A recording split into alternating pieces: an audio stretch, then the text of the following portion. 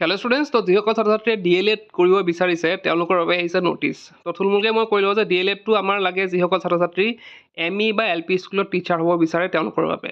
তো তেওঁলোকে higher secondary pass কৰাৰ পিছতে তেওঁলোকে DLED কৰিব লাগিব, 2 বছৰৰ এটা কোৰ্ছ হয়। এই কোৰ্ছ কৰাৰ পিছত তেওঁলোকে টেট এক্সাম পাছ কৰিব লাগিব আৰু তাৰপিছত তেওঁলোকে যদি ভাল মাৰ্কছ পায় তেন্তে তেওঁলোকে মেৰিট লিষ্ট বেচিছত তেওঁলোকক এপইণ্ট কৰা হ'ব LP আৰু ME স্কুলত। তো সেইবাবে আমাৰ কৰিব লাগিব DLED। তো DLEDৰ এতিয়া আহিছে এডমিশ্যন ন'টিছ। তো এডমিশ্যন ন'টিছৰ মানে কি হয়, আমি এণ্ট্ৰেঞ্চ দিব লাগে। মানে DLEDত আমি যদি কোৰ্ছটো ল'ব বিচাৰোঁ বা আমি এডমিশ্যন ল'ব বিচাৰোঁ তেন্তে আমি কি কৰিব লাগিব, পেট এক্সাম দিব লাগিব। পেট মানে প্ৰি এণ্ট্ৰি টেষ্ট। তো এই প্ৰি এণ্ট্ৰি টেষ্টৰ বাবে ওলাইছে এখন ন'টিছ, আৰু ন'টিছখনত কি লিখা আছে চোৱা, কোৱালিফিকেশ্যন কি লাগিব, কেতিয়া এক্সাম হ'ব, সেই গোটেইখিনি কথা ডিটেইলছত আজি ডিছকাছ কৰিম। এটা ভিডিঅ'টো ষ্টাৰ্ট কৰোঁ। তো ইয়াতে প্ৰথমতে দিছে online application are hereby invited from eligible candidate who are permanent residents of Assam to appear in pre-entry test 2026 for the admission 2-year diploma। সেইখিনি গম পালোঁ যে 2 বছৰৰ হয় বাৰু। তো এইখিনি বাদ দিয়া আৰু ইমান আমি মেইনখিনি ডিছকাছ কৰোঁ। তো ইয়াতে চোৱা, মিনিমাম এডুকেশ্যন কোৱালিফিকেশ্যন কি লাগিব তোমালোকৰ। ইয়াতে লিখিছে এটা candidate must have pass higher secondary HS 10+2 from recognized board council with at least 50% marks। তো ইয়াতে কি কৈছে যে যিসকল ছাত্ৰ ছাত্ৰীয়ে এডমিশ্যন ল'ব বিচাৰিছে তেওঁলোকৰ কি লাগিব, 50% মাৰ্কছ লাগিব হায়াৰ ছেকেণ্ডেৰীত। 50% বা তাৰ এবভ হ'লেও কথা নাই। তো তেওঁলোকে এই প্ৰি এণ্ট্ৰি টেষ্ট দিব লাগিব আৰু পাছ হ'লে তেওঁলোকে এডমিশ্যন পাব। তাৰপিছত লিখিছে for candidate belonging ST SC SC, তেওঁলোকৰ ST SC যিসকল আছে তেওঁলোকৰ 5% কম হ'লেও হ'ব, অৰ্থাৎ তেওঁলোকে 45% থাকিলেও হ'ব। নেক্সট যদি আমি চাওঁ এজ লিমিট, তো এজ লিমিট 18 to 34। তো 18 বছৰৰ পৰা 34 বছৰলৈকে যিসকল আছে ছাত্ৰ ছাত্ৰী তেওঁলোকে এডমিশ্যন ল'ব পাৰে। আৰু বাকী ST SC সকলৰ বাবে তেওঁলোকৰ 2 বছৰ কম হ'লে মানে 36লৈকে তেওঁলোকে এডমিশ্যন ল'ব পাৰিব। নেক্সট আছে আমাৰ ৰিজাৰ্ভেশ্যনো আছে ইয়াতে, OBC MOBC ST SC তেওঁলোকৰ বাবে ৰিজাৰ্ভেশ্যনৰ ব্যৱস্থাও আছে। নেক্সট আছে হাউ টু এপ্লাই।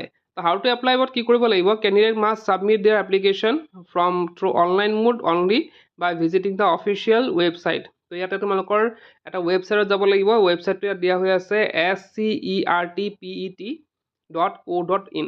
তো ইয়াতে গ'লে তোমালোকে তাতে ফৰ্ম ফিল আপ কৰিব লাগিব আৰু তাতে তোমালোকৰ এটা পে'মেণ্ট কৰিব লাগিব। পে'মেণ্টটো কিমান কৰিব লাগিব চোৱা, তো ইয়াতে চোৱা এপ্লিকেশ্যন ফিজ। তো এপ্লিকেশ্যন ফি মানে 600 দিব লাগিব, মানে 600 টকা তোমালোকে কি কৰিব লাগিব, ফৰ্ম ফিল আপ কৰি তাতে অনলাইন তোমালোকে পে'মেণ্ট কৰিব লাগিব।